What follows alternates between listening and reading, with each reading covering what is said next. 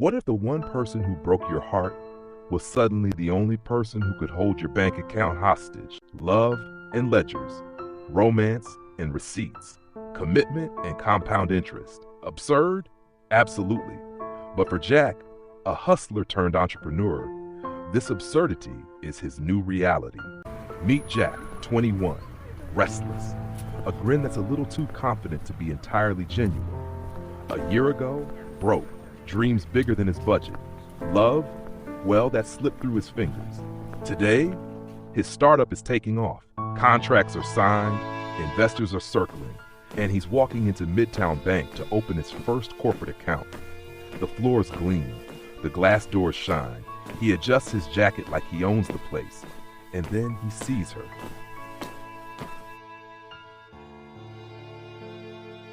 Nina, the one who left when the rent was due and the romance was overdue. Her hair is perfect, her glasses are sharp, her voice is steady as she calls, next. Fate doesn't ask permission, it just takes a number and watches the chaos unfold. Their eyes meet across the polished counter. Nina. Oh, it's you. Her tone, colder than the marble under his feet. Jack forces a shaky chuckle. Yeah, small world, right? Nina doesn't even blink. Hilarious. What can I help you with today? The sarcasm is a paper cut, quick and sharp. But Jack, he leans in. I'm here to open a business account. Big deal. Company's thriving. You might even be impressed. She cocks one perfectly shaped eyebrow. We'll see if your paperwork is as impressive as your ego. And so the duel begins.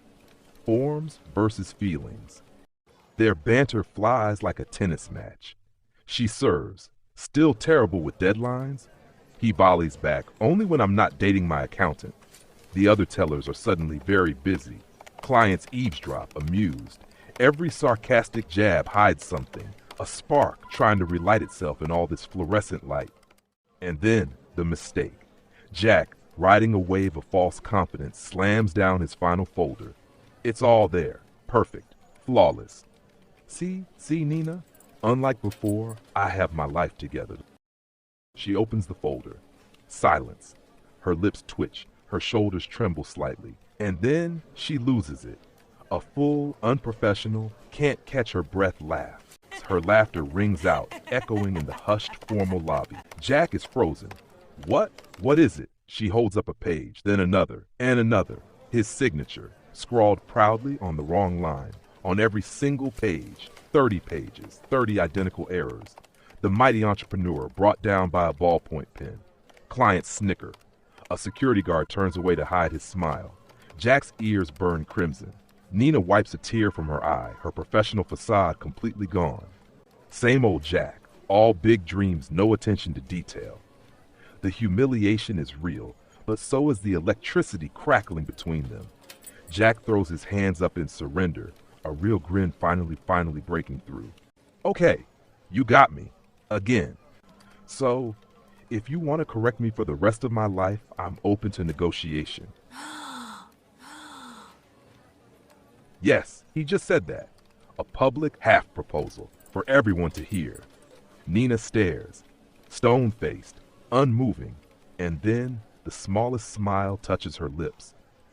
Fill out the forms correctly first, she says, her voice dropping to a whisper just for him. Then we'll talk. The papers get signed, properly this time.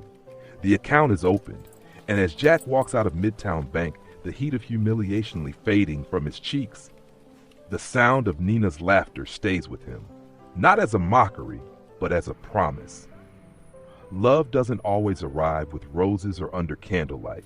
Sometimes it's hidden in sarcasm, in awkward silences, in 30 beautifully wrong signatures, because the richest investments you'll ever make aren't in your bank account. They're in someone else's heart. Love and ledgers. Sometimes the funniest mistakes have the greatest returns.